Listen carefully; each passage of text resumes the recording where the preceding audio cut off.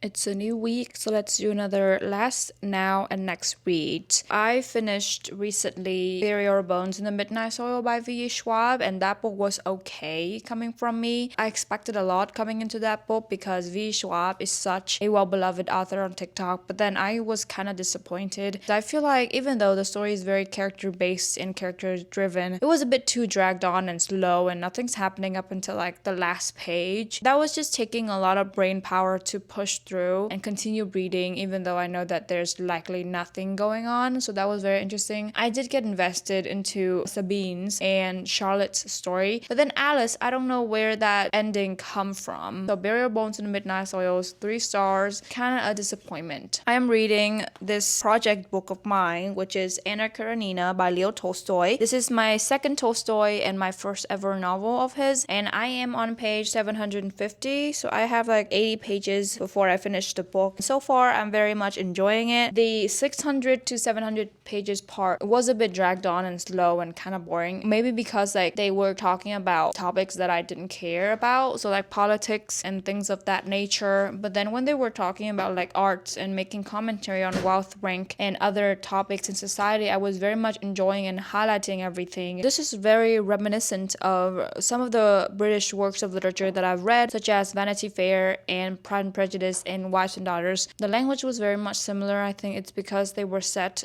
around approximately the same time. And then next, we needed a bit of a light and romance fun read after finishing Anna Karenina. So I'll be reading Say You Remember Me by Abby Jimenez. This is my first Abby Jimenez, and it's a very short book. So I am thinking of maybe devouring this book in one sitting or two, and then in one day or two, and then we can go from there. Hopefully I'm not going to be in a slump after finishing Anna Karenina. So those are my last, now, next, Burial Bones in the Midnight Soil, Anna Karenina, and Say You Remember Me. Happy reading!